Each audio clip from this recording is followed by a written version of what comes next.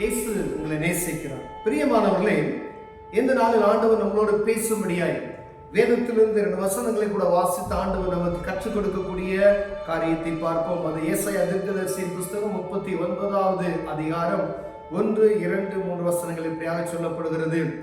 அக்காலத்திலே பாலாத்தானின் குமாரனாகிய மெரோதாக் பாலாதான் என்னும் பாபிலோனின் ராஜா எசேக்கியா வியாதிப்பட்டிருந்து ஆரோக்கியமானதை கேள்விப்பட்டு அவனிடத்திற்கு நிருபங்களையும் வெகுமானத்தையும் அனுப்பினான். எசேக்கியா அவர்களை கண்டு சந்தோஷப்பட்டு தன் பொக்கிஷ சாலையையும் வெள்ளியையும் பொன்னையும் கந்த வர்க்கங்களையும் நல்ல பரிமள தைலத்தையும் தன் ஆயுத சாலையையும் அனைத்தையும் தன் பொக்கிஷ சாலைகளில் உள்ள எல்லாவற்றையும் அவர்களுக்கு காண்பித்தான். எசேக்கியா தன் அரண்மனையிலே தன் ராஜ்யத்தில் எங்கும் அவர்களுக்கு காண்பியாத பொருள் ஒன்றும் இல்லை. அப்பொழுது ஏசாயா தீர்க்கதரிசி எசேக்கியா ராஜாவினிடத்தில் வந்து, அந்த மனுஷர் என்ன சொன்னார்கள், எங்கே இருந்து உம்மிடத்தில் வந்தார்கள் என்று கேட்டான். அதற்கு எசேக்கியா, பாபிலோன் என்னும் தூர தேசத்திலிருந்து என்னிடத்துக்கு வந்தார்கள் என்றான். பிரியமானவர்களே, எசேக்கியா வியாதிப்பட்டு மீண்டுமாய் கர்த்தர் 15 ஆண்டுகளை கூட்டி கொடுத்தார். 15 ஆண்டுகள் அவர் கூட்டி கொடுத்ததுமே அவர் சுகம் பெற்று ஆலயத்துக்கு கடந்து சென்று வந்தார். அப்பொழுது வெகு தூரத்தில் இருக்கிற அந்த பாபிலோன் தேசத்து ராஜாவாகிய இந்த ராஜா பிரதானிகளை அனுப்பி வெகுமானங்களையும் சில உச்சிதமான காரியங்களை அவர் கொடுத்து சுகமானது நிமித்தமாய் நலம் விசாரித்து வருவதற்காக ஆட்களை அனுப்பினார். பிரியமானவர்களே, எங்கோ இருக்கிற ஒரு ராஜா ஒருவேளை ஒரு கடிதம் எழுதியிருக்கலாம், ஒரு சுக செய்தியை கேட்டு அனுப்பியிருக்கலாம். அவர்கள் வந்ததும் தவறல்ல, இவர்கள் வந்து அனுசரித்ததும் தவறல்ல. ஆனா பாருங்க, அவங்க பார்க்க வந்தது இவர் பலவீனப்பட்டு கிடக்கிறார், சுகமாகிவிட்டார். அந்த சுகத்தினுடைய மேன்மையை அறிந்து கொள்ளும்படியா அவர்கள் வந்திருக்கலாம். ஒருவேளை மரணிக்க போகிற ஒரு மனிதனுக்கு ஆண்டவர் 15 ஆண்டுகளை கூட்டி கொடுக்கிறார் என்றால் அது அற்புதமான ஒரு காரியம். இன்னைக்கு மரித்து போயிடுவோம் ஆண்டவர் சொல்றார். உடனே அவருடைய நல் நடக்கைகளை பார்த்து ஆண்டவர் அவர் செய்த ஜெபத்திற்கு மறுபடியாக அவருக்கு என்ன செய்றார், அற்புதங்களை ஆண்டவர் செய்கிறார். இந்த செய்தியை தூர தேசத்தில் இருந்த பாபிலோன் ராஜா கேள்விப்பட்டு ஆட்களை அனுப்பி பார்த்து வரும்படியா சொல்லுகிறார். அவ்வளவுதான் முடிஞ்சு. வந்தாங்களா, ஒரு டீ காஃபியை கொடுத்து அவங்களை அனுப்பிச்சிருக்கிறது அவருக்கு நல்லது. ஒரு நேரம் உணவை கொடுத்து, ஒரு நாள் தூரத்திலிருந்து வந்திருக்கிறாங்க, ஒரு நாள் இரவு தங்குங்கள் என்று சொல்லி அவர்களை அனுப்பி வைத்திருக்கலாம். ஆனால் அவர் செய்கிற காரியத்தை பாருங்க. எசேக்கியா அவர்களை கண்டு சந்தோஷப்பட்டான்.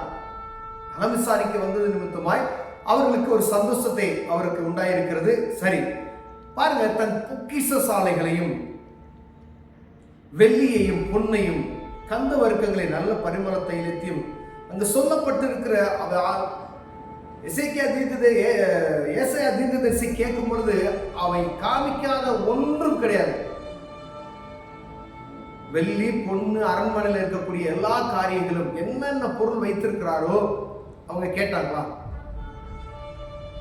சுகத்தை பார்த்து விசாரிக்குவதற்கு வந்தவர்களிடம் தன் அரண்மனை பொக்கிஷங்களை திறந்து காண்பிக்கிறான், தன் ஆயுத சாலையை திறந்து காமிக்கிறான். 300 நாட்டிலிருந்து வரவர்களுக்கு தன்னுடைய ஆயுத சாலை ரகசியங்கள் எல்லாம் கற்று அறிந்து கொள்ளத்தக்கதான ஒரு புத்தியற்ற ஒரு காரியத்தை செய்கிறது நாம் பார்க்க முடிகிறது. பிரியமானவர்களே, இது ஒருவேளை வேதத்தில் இந்த காரியம் ஏன் ஆண்டவர் எழுதி வைத்திருக்கிறார் என்று நான் யோசித்த பொழுது, வந்தாங்க, பார்த்தாங்க, அனுப்பிச்சிட்டாங்க, 2வது இவங்க தப்பு பண்ணாங்க, ஆண்டவர் அவங்க கையில ஒப்பு கொடுத்தாரு என்பதை காட்டிலும் யாரிடம் எதை காண்பிக்க வேண்டுமோ அதை காண்பிக்கும்படியா நாம் அறிந்திருக்கும்படியா ஆண்டவர் பிரியப்படுகிறார். பிரியமானவர்களே, எல்லாம் வெளுத்ததெல்லாம் பால் என்று சொல்லுகிற காரியம் இருக்கு பார்த்தீங்களா? அப்படி நினைத்திடக்கூடாது.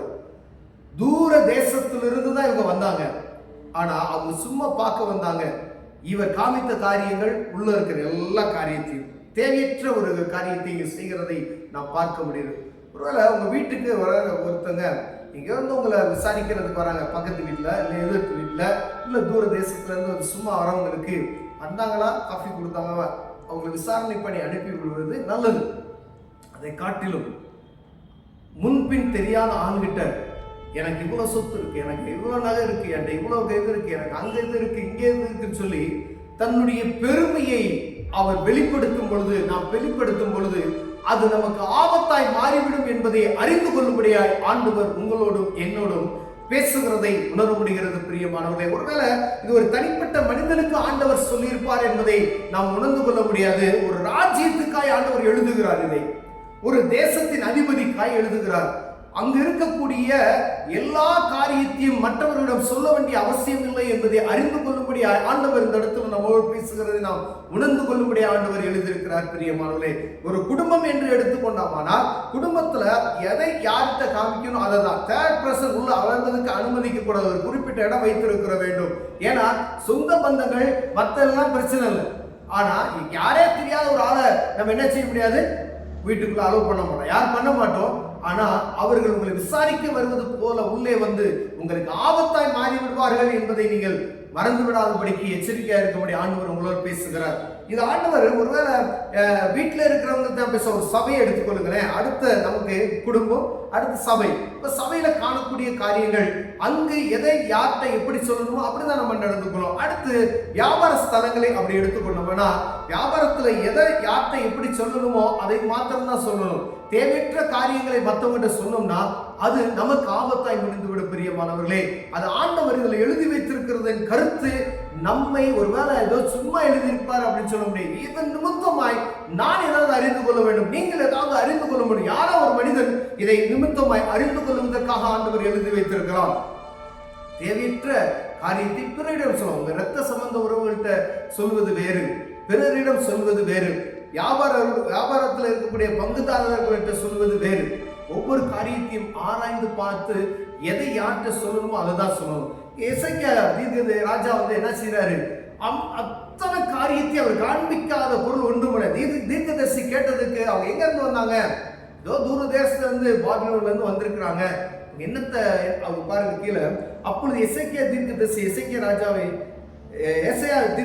எசேக்கியா ராஜாவின் இடத்தில் வந்து அந்த மனுஷர் என்ன சொன்னார்கள், எங்க இருந்தும் இடத்தில் வந்தார்கள் என்று கேட்டான். அதற்கு எசேக்கியா, பாபிலோன் எனும் தூர தேசத்திலிருந்து இடத்தில் வந்தார்கள். கீழே பார்த்து, இதோ நாட்கள் வரும், அப்பொழுது உன் வீட்டில் உள்ளதிலும் உன் பிதாக்கள் இந்நாள் வரைக்கும் சேர்த்ததிலும் ஒன்றும் மீதியாய் வைக்கப்படாமல் எல்லாம் பாபிலோனுக்கு கொண்டு போகப்படும்.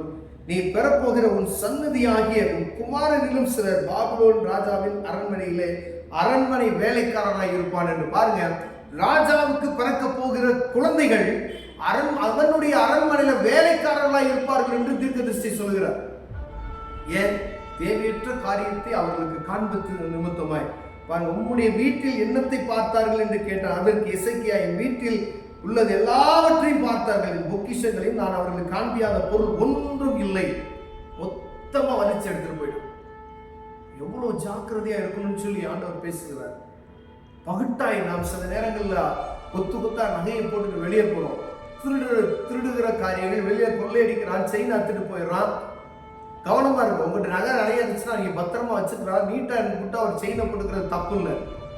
ஆனால் மற்றவர்கள் பார்த்து இச்சிக்கும்படியா நீங்கள் கழுத்தில் நிறைய செயினை நீங்க போட்டுட்டு போனீங்க, எல்லாரும் தெரியணும் அப்படின்னு சொல்லி போட்டு போனீங்கன்னா அது உங்களுக்கு ஆபத்தா முடிந்து விடும். கவனமா இருக்கணும். எங்க பார்த்தாலும் செயின் அத்துட்டு போயிடுறாங்க. இப்ப நம்மகிட்ட இருக்கிறது அதை நீங்க பெருமைப்படுத்த வேண்டியதில்லை, அடுத்தவங்களுக்கு காண்பிக்கிறதுக்கா. நீ உங்கள்கிட்ட இருக்க செல்வம் உங்களோட வச்சுக்கோங்க. அது உங்களுக்கு ஆபத்தாய் முடியாதபடிக்கு எச்சரிக்கையா இருக்கும்படி ஆண்டவர் கர்த்தருடைய பிள்ளைகளோடு உங்களோடு என்னோடு பேசிக் கொண்டு இருக்கிறார். பிரியம், இது ஒரு உதாரணத்துக்காக சொல்லுகிறேன். எல்லாவற்றிலும் ஆண்டவர் உங்களோடு ஈடுபடுவாராக. எந்தெந்த காரியத்தை நீங்க இந்த வசனத்தை நீங்க மீண்டும் நீங்க உட்கார்ந்து வாசிக்கும் பொழுது ஆண்டவர் உங்களோடு பேசுவார். அப்ப நீங்க இதை தியானிக்கும் பொழுது ஆவியானவர் உங்கள்கிட்ட என்ன காரியத்தை பேசுவாரோ அதை நீங்கள் புரிந்து கொள்ள முடியும். பிரியமானவர்களே, ஒருவேளை இந்த மாதிரி குறைவுள்ளவர்களாய் நாம் காணப்பட்டோம். தேவ சமூகத்தில் கண்களை மூடி ஜெபம். அன்பின் தகப்பனே, ஆண்டவரே, எசேக்கியா ராஜாவை போல ஆண்டவரே நாங்கள் புத்தியற்றவர்களாய் இல்லாதபடிக்கு ஞானமாய் நடந்து கொள்ள தேவன் எங்களுக்கு ஞானத்தை தாங்க. இதை எழுதி வைத்து நோக்கத்தை புரிந்து கொள்ள கிருபை தாங்க. இயேசுவின் நாமத்தில் பிதாவே, ஆமென்.